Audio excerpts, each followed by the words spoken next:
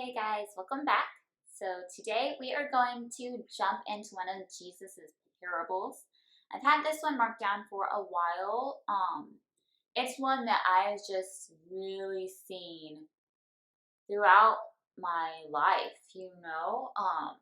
It's the parable of the sower. So I'm going to go ahead and read the parable and then his explanation in case you aren't familiar with it and what exactly it means. So I am reading it from Matthew. This is chapter 13, verse 3 through 9. That is the parable of the sower. So these are Jesus's words right here. Behold, a sower went out to sow, and as he sowed, some seed fell by the wayside, and the birds came and devoured them. Some fell on stony places, where they did not have much earth, and they immediately sprang up because they had no depth of earth. But when the sun was up, they were scorched, and because they had no root, they withered away. And some fell among thorns, and the thorns sprang up and choked them. But others fell on good ground and yielded a crop, some 100-fold, some 60, some 30. He who has ears to hear, let him hear. So if you're not familiar with that, try to think of what you think that means in the context of Christianity. I'm going to go ahead and read the explanation, and then we're going to talk about it a little further. So the explanation, this is once again Matthew 13, verses 18 through 23. Jesus' words again. Therefore hear the parable of the sower. When anyone hears the word of the kingdom and does not understand it, then the wicked one comes and snatches away what was sown in his heart. This is he who received seed by the wayside.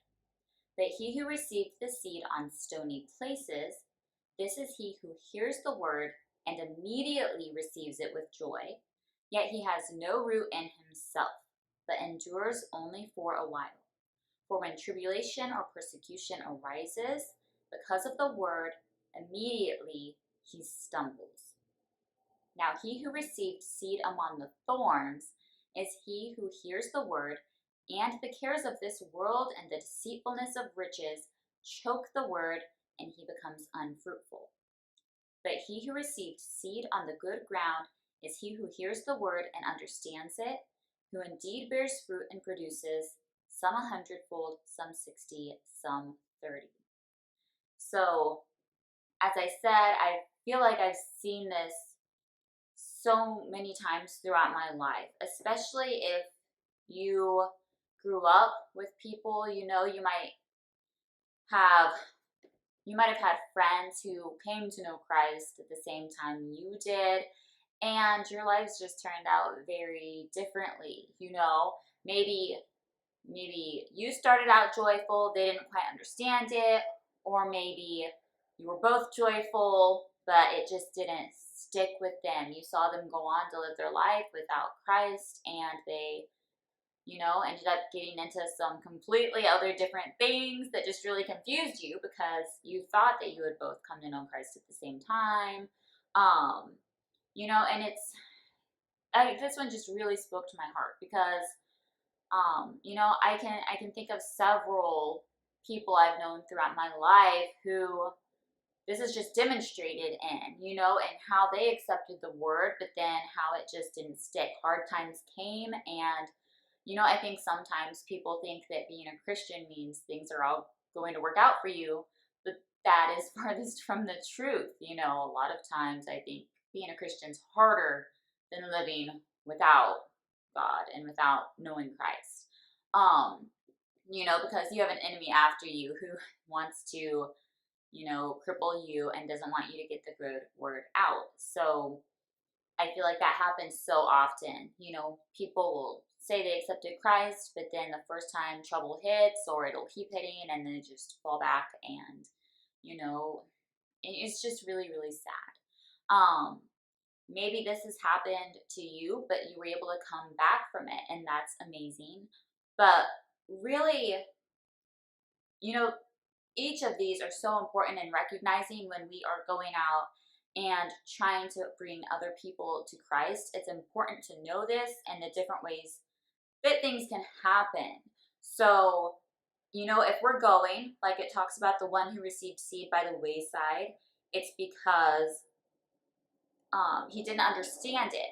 So, that is very important. If we're going to explain the Gospels to someone, the life of Jesus and what it means to come to salvation, we have to make sure that we are explaining it very, very clearly and in a way they will understand, because we don't want it getting snatched away from them just because they're confused.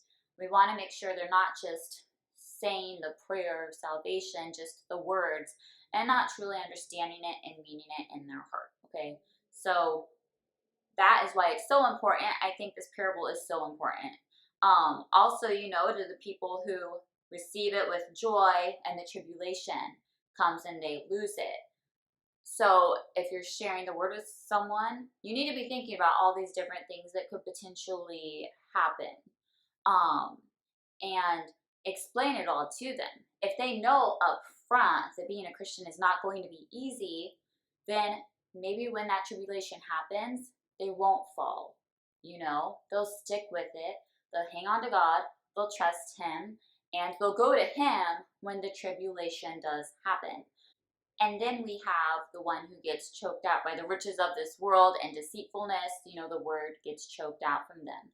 So just something else to lay out there, when you're sharing God's word with someone, maybe for the first time, or if you're trying to lead them to salvation, just explain these things. And it might even be good to show them this parable so they can see, once you've made sure that they have a good understanding of what salvation really means, what Jesus really did for us, and what that sacrifice really meant.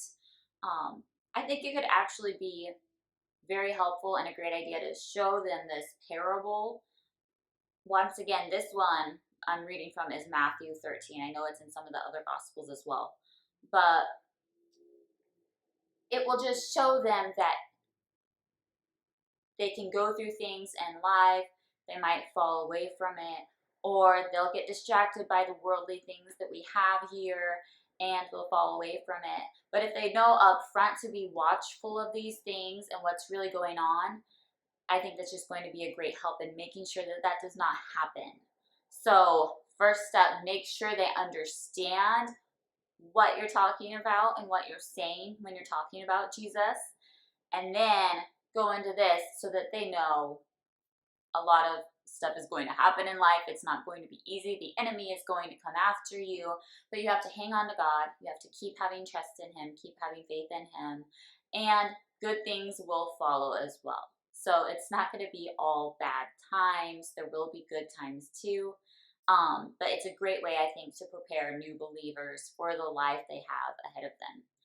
So that's really what I wanted to talk about today. I really like this parable because I just can recall people in my life and how each of these different things that it talks about the seeds. And it just really hurts my heart, I guess, to see how we can go such different directions when it seems like we started off in the same place. So I hope this is helpful for you guys.